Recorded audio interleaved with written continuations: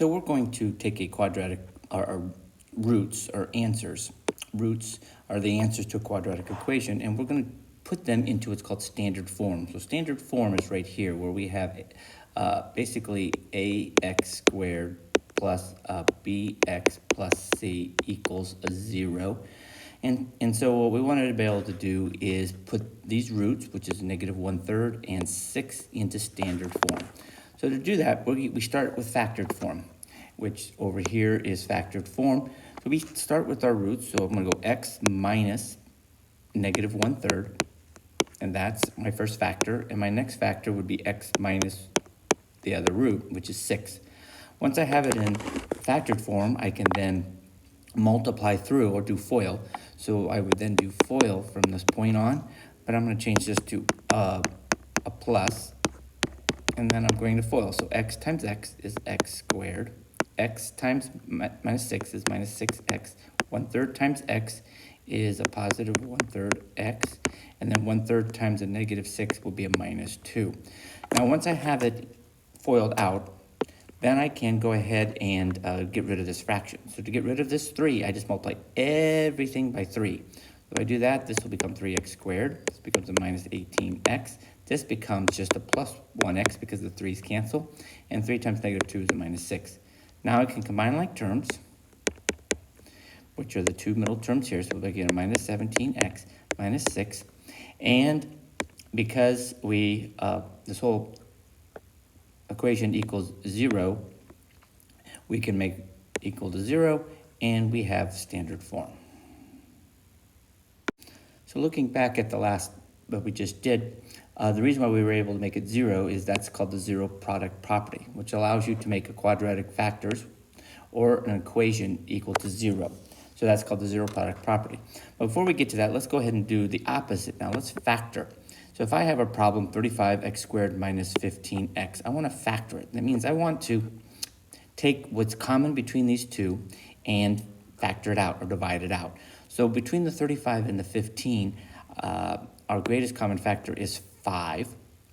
And between the letters, it's always the lowest exponent. So exponent of 1 is common between both of them. So then I'm going to go ahead and divide this out. So if I divide 5 into 35, I get 7. X into x squared is x. 5 into minus 15 is a minus 3, and x cancel out. So I end up with a factored problem. Because there's no equal sign, I'm not going to solve it. We're just going to factor it. And so there's my two factors, and I'm done. So let's go ahead and take another problem where we don't have something common. There's not something common between the 18, negative 3, 24, or 4. So I'm going to group them, and I'm going to group them by 2. So I'm going to go 2 at a time. So if I group these first 2 and factor that, what's common is 3 and an x. And when I factor that out, I'm going to get 6x minus 1, because 3x divided into a negative 3x is a negative 1. And if I do the same thing with this other factor, I can take out a 4, because that's what's common. And if I divide 4 into 24x, I get 6x minus 1. If you do this correctly, what's in the parentheses should be exactly the same, and they are. So that is our first factor, 6x minus 1. And then what's on the outside of the parentheses becomes the other factor, so 3x plus 4.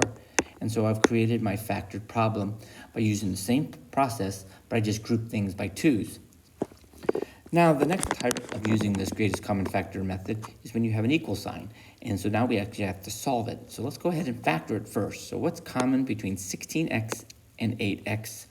And 8 is the most greatest common factor, and the x, so I factor that out. So I'm left with 2x plus 1. And now it does equal 0. So now I can take each factor. So 8x, that's my first factor, equals 0, and 2x plus 1 equals 0, and solve these equations. Well, this one's pretty simple. X equals 0, so there's my first answer, or root.